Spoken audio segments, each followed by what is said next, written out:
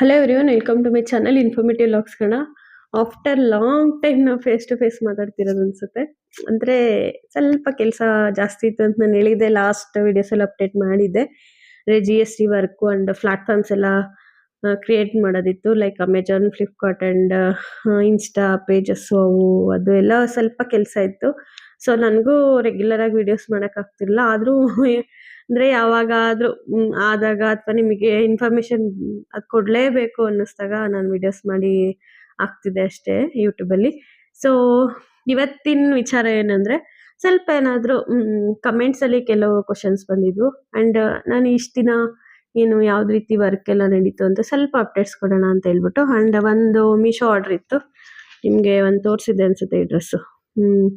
ಅಂದ್ರೆ ಯಾವ ವಿಡಿಯೋಲ್ ಗೊತ್ತಾ, ಅಂದ್ರೆ ಸ್ಯಾಂಪಲ್ ಬಂದಿದೆ ನಂಗೆ ಕೆಲವು ಸ್ಯಾರೀಸ್ ಅಂಡ್ ಡ್ರೆಸ್ಸಸ್ ಅಂತ. ನಾನು ಲಾಸ್ಟ್ ವಿಡಿಯೋ ಪೋಸ್ಟ್ ಮಾಡಿದೆ ನೋಡಿ, ಅದರಲ್ಲಿ ಇದ್ದಿದ್ದು ಈ ಪೀಸು ಇದಿಷ್ಟ ಆಗಿ ಇದು ಸ್ಟಾಕ್ ನ ಹಾಕ್ಸಿದ್ದೆ.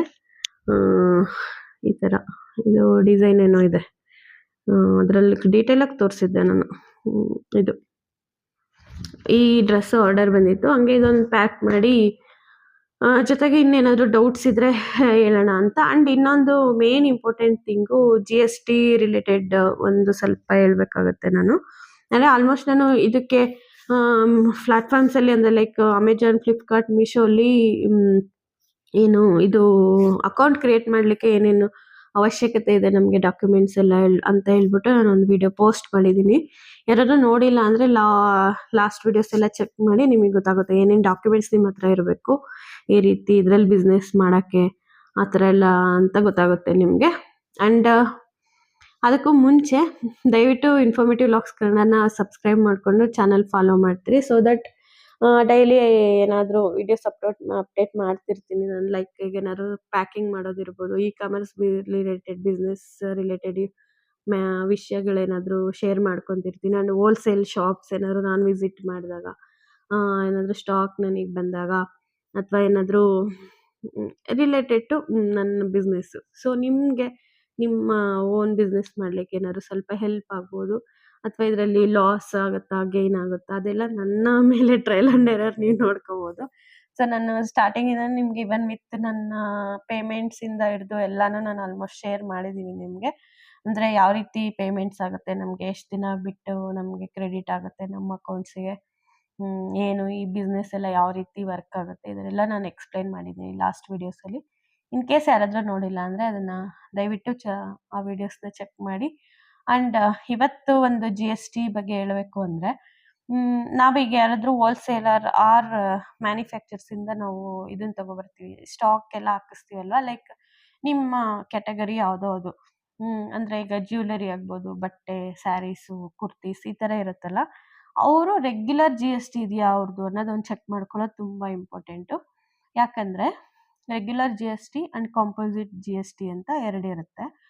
ಇದರಲ್ಲಿ ರೆಗ್ಯುಲರ್ GST ಅಂದ್ರೆ ಮಾತ್ರ ಕರೆಕ್ಟ್ ಟ್ಯಾಕ್ಸ್ ಪೇಯಿಂಗ್ ಆಗಿರ್ತಿರುತ್ತೆ. ಅಂದ್ರೆ ಲೈಕ್ ಜ್ಯುವೆಲರಿಗೆ ಅಂದ್ರೆ 5% GST ಬೀಳುತ್ತೆ. ಅಂದ್ರೆ 100 ರುಪೀಸ್ ಒಂದು ಏನೋ ಒಂದು ಪ್ರಾಡಕ್ಟ್ ತಗೊಂಡ್ರೆ ನೀವು 5 ರುಪೀಸ್ ನಾವು ಟ್ಯಾಕ್ಸ್ ಅಂತ ಕಟ್ಟಬೇಕು, ಏನೋ ಗೌರ್ಮೆಂಟಿಗೆ ನಾವು ಕಟ್ಟಬೇಕಾಗುತ್ತೆ.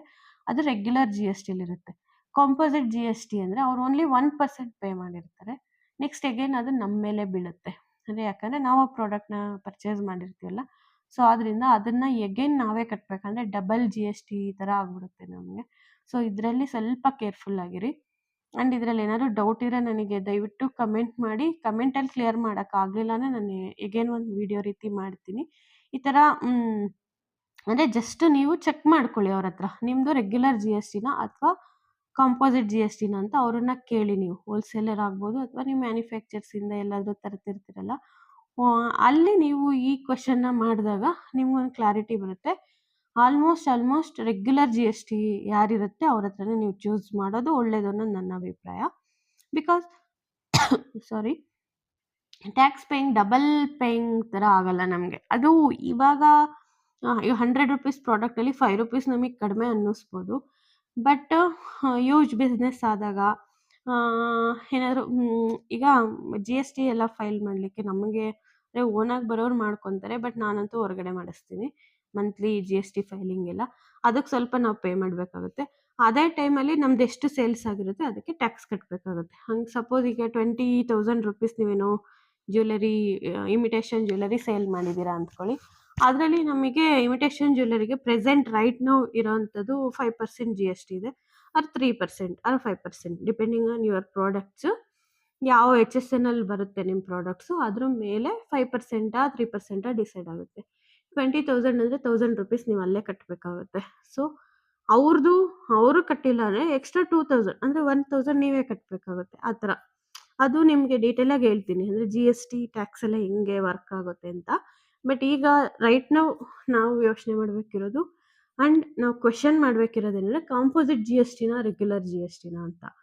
ನೀವು ತುಂಬ ಚೆನ್ನಾಗಿದೆ ಪ್ರಾಡಕ್ಟ್ಸು ಆ್ಯಂಡ್ ಕಡಿಮೆ ಬೆಲೆಗೆ ಸಿಗ್ತಿದೆ, ಇದರಲ್ಲಿ ನನಗೇನು ಲಾಸ್ ಇಲ್ಲ ಅಂದರೆ ಕಾಂಪೋಸಿಟ್ ಜಿ ಎಸ್ ಟಿ ಯಾರ ಹತ್ರ ಇರುತ್ತೆ ಅವ್ರ ಹತ್ರ ತೊಗೊಳ್ಳಿ, ಪ್ರಾಬ್ಲಮ್ ಇಲ್ಲ.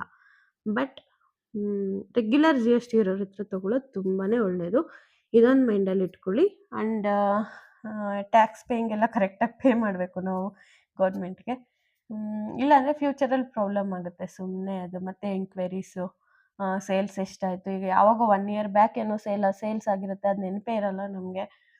ಅದನ್ನು ತೊಗೊಂಡೋಗಿ ನೆಕ್ಸ್ಟ್ ಇಯರ್ ಯಾವಾಗೋ ಕೇಳಿದ್ರೆ ಅದೆಲ್ಲ ಸುಮ್ಮನೆ ಪ್ರಾಬ್ಲಮ್ಮು. ಕರೆಕ್ಟ್ ಸೇಲ್ಸ್ ಏನಾಗಿದೆ ಅದೆಲ್ಲ ನೀವು ನೀಟಾಗಿ ಫೈಲ್ ಮಾಡಿಸ್ಕೊಂಡ್ರೆ ತುಂಬ ಒಳ್ಳೆಯದು. ಆ್ಯಂಡ್ ಯಾರು ಪ್ರೊಫೆಷನಲ್ಲಾಗಿ ಚೆನ್ನಾಗಿ ಕರೆಕ್ಟಾಗಿ ಅದನ್ನೆಲ್ಲ ಮಾಡೋಕ್ಕೆ ಬರುತ್ತೆ ಅವ್ರ ಹತ್ರನೇ ಫೈಲ್ ಮಾಡಿಸಿ. ಬೇರೆ ಯಾರು ಅಂದರೆ ಸುಮ್ಮನೆ ಅಂದರೆ ಕೆಲಸ ಗೊತ್ತಿಲ್ಲದಿರೋರ ಹತ್ರ ಮಾಡಿಸೋದು ಒಳ್ಳೆಯದಲ್ಲ.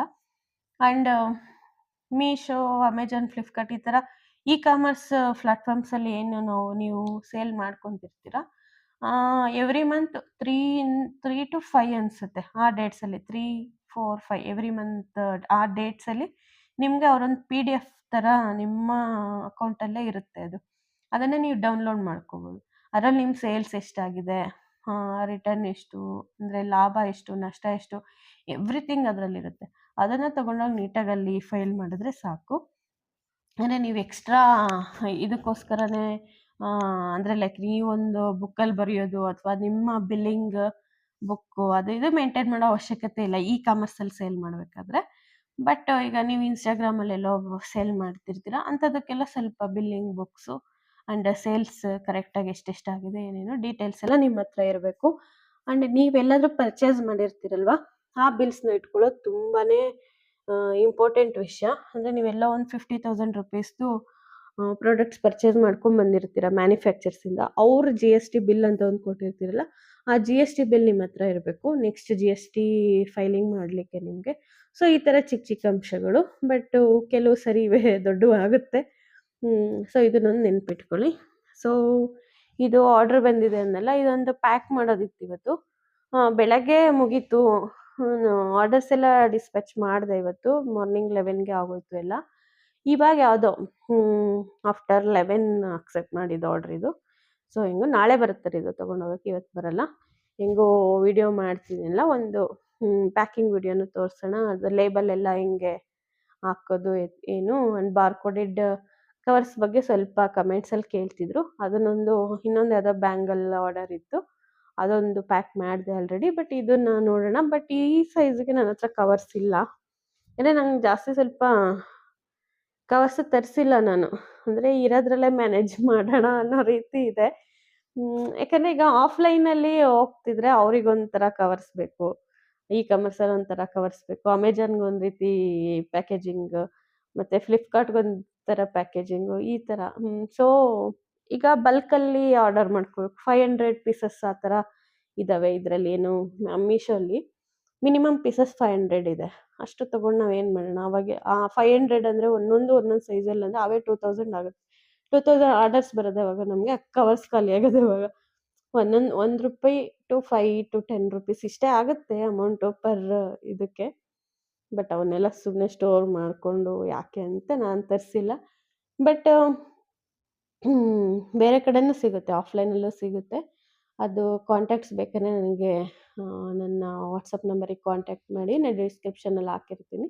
ಇನ್ ಕೇಸ್ ಯಾರಿಗಾದ್ರೂ ನೀಡಿದರೆ ಅದನ್ನು ಸೆಂಡ್ ಮಾಡ್ತೀನಿ.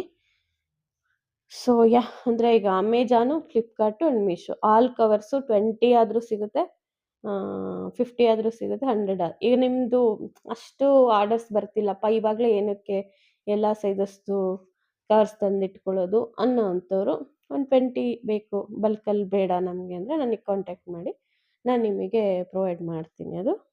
ಸೊ ಈ ಥರ ನೋಡಿ, ಇದನ್ನು ಪಾರ್ಸೆಲ್ ಮಾಡಿ ತರಿಸ್ತೀನಿ. ಸೊ ಹೇಳಿದ್ನಲ್ಲ ನಾನು ಬಾರ್ಕೋಡೆಡ್ ಕವರ್ಸು ಜಾಸ್ತಿ ಇಲ್ಲ ಅಂತ. ಸೊ ಈ ಸೈಜ್ಗೂ ಇಲ್ಲ, ಅದಕ್ಕೆ ಇದೇ ರೀತಿ ಒಂದು ಇನ್ವಾಯ್ಸ್ ಇದು, ಅಂದರೆ ಇದು ಲೇಬಲ್ ಅಂತಿರಲ್ಲ, ಇಲ್ಲಿ ಕಸ್ಟಮರ್ ಅಡ್ರೆಸ್ ಇದೆ.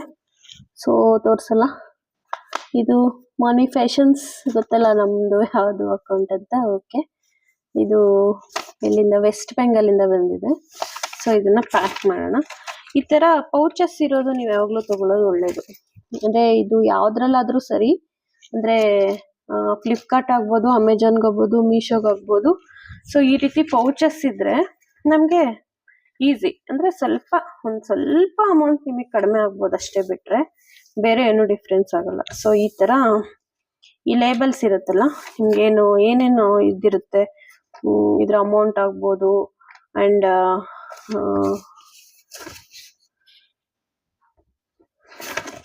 ಇದು ಫ್ರಮ್ ಅಡ್ರೆಸ್ ಟು ಅಡ್ರೆಸ್ ಎಲ್ಲ ಇರುತ್ತೆ. ಸೊ ಇದು ಈಸಿ, ಇದು ಈ ಥರ ಪ್ಯಾಕ್ ಮಾಡಿ ಕಳಿಸ್ಲಿಕ್ಕೆ. ಸೊ ಅದಕ್ಕೆ ಈ ಪೌಚಸ್ನ ಪ್ರಿಫರ್ ಮಾಡಿ. ಇದು ಮಾರ್ನಿಂಗ್ ಯಾವುದೋ ಬಂದಿತ್ತು ಈ ಥರ ನೋಡಿ. ನಾನು ಇದನ್ನ ಹೇಳಿದ್ನಲ್ಲ, ಬಾರ್ಕೋಡೆಡ್ ಕವರ್ಸ್ ಅಂದರೆ ಈ ಥರ ಇರುತ್ತೆ, ಕಾಮನ್ ಕವರ್ಸ್ ಅಂದರೆ ಈ ಥರ ಇರುತ್ತೆ, ಅಷ್ಟೇ, ಡಿಫ್ರೆನ್ಸ್ ಏನಿಲ್ಲ. ಬಟ್ ಇದು ಇದ್ರೆ ಬೆನಿಫಿಟ್ಸ್ ಜಾಸ್ತಿ. ನಾನು ಎಕ್ಸ್ಪ್ಲೇನ್ ಮಾಡಿದ್ದೆ ನಿಮಗೆ ಏನು ಯೂಸ್ ಇದು ಅಂತ ಹೇಳ್ಬಿಟ್ಟು. ಲಾಸ್ಟ್ ವಿಡಿಯೋಸ್ ಚೆಕ್ ಮಾಡಿ ಗೊತ್ತಾಗುತ್ತೆ ನಿಮಗೆ. ಸೊ ಇದು ಡ್ರೆಸ್ ಇತ್ತಲ್ಲ, ಇದನ್ನ ಈ ರೀತಿ ಒಳಗಿಟ್ಟು ನೋಡಿ ಈ ಥರ. ಬೇರೆ ಏನಾದರೂ ಅಂದರೆ ಬ್ರೇಕ್ ಆಗೋ ಅಂಥ ಐಟಮ್ಸು ಆ ಥರ ಏನಾದರೂ ಇದ್ದರೆ ಬಬಲ್ ರ್ಯಾಪ್ಸ್ ಹಾಕೋದು, ಅಥವಾ ನ್ಯೂಸ್ ಪೇಪರ್ಸ್ ಬಬಲ್ ರ್ಯಾಪ್ಸ್ನ ಪ್ರಿಫರ್ ಮಾಡಿ ಆದಷ್ಟು. ಸೊ ಅದು ಬೇಕಾಗುತ್ತೆ ನಿಮಗೆ, ಬಬಲ್ ರ್ಯಾಪ್ಸ್ ಹಾಕೋದು. ಈ ಥರ ಬಟ್ಟೆ ಎಲ್ಲ ಏನಾಗಲ್ವಲ್ಲ, ಸೊ ಇದೆ ಡೈರೆಕ್ಟಾಗಿ ಇದೇ ಥರ ಪ್ಯಾಕ್ ಮಾಡಿದ್ರೆ ಮುಗೀತು, ಏನು ಪ್ರಾಬ್ಲಮ್ ಆಗಲ್ಲ. ನೋಡಿ ಈ ಥರ ನೀಟಾಗಿ ಪ್ಯಾಕ್ ಮಾಡಿ ಕೊಡಬೇಕು. ಈ ಥರ ಒಳಗಿಟ್ಟು ಐಟಮ್ಸು. ಇಲ್ಲೊಂದು ಟೇಪ್ ಕಾಣ್ತಿದೆ ನಿಮಗೆ, ಇದನ್ನ ಈ ಥರ ಓಪನ್ ಮಾಡಿ, ಇದು ಅಂದರೆ ಈ ಬಾರ್ ಕೋಡ್ ಇದೆಯಲ್ಲ, ಈ ಬಾರ್ ಕೋಡ್ ಕಾಣಿಸೋ ಥರ ಈ ಪೌಚಿಗೆ ಹಿಂಗೆ ಇಡ್ತಿರಲ್ವಾ. ಸೊ ಇದು ಇಲ್ಲೇನಿದೆ ಇಲ್ಲಿ ನೀಟಾಗಿ ಪೇಸ್ಟ್ ಆಗ್ಬೇಕು, ಇಲ್ಲಾಂದರೆ ಇದು ಹೊರಗೆ ಬಂದ್ಬಿಡುತ್ತೆ. ಸೊ ಇಲ್ಲಿವರೆಗೂ ಈ ಟೇಪ್ ಬರೋ ಥರ ಫೋಲ್ಡ್ ಮಾಡ್ಕೋಬೇಕು ನೀವು. ಸ್ವಲ್ಪ ಏರ್ ಏನಾದರೂ ಇದ್ದರೆ ನೋಡಿ, ಇದು ಈ ಥರ ರಿಮೂವ್ ಮಾಡಿದ್ದು ಇಲ್ಲಿವರೆಗೂ ಬರಬೇಕಾಗುತ್ತೆ, ಈ ಪಾಯಿಂಟ್ವರೆಗೂ. ಓಕೆ, ಎಳೆದು ಈ ಥರ ಪೇಸ್ಟ್ ಮಾಡಿದ್ರೆ ಸಾಕು.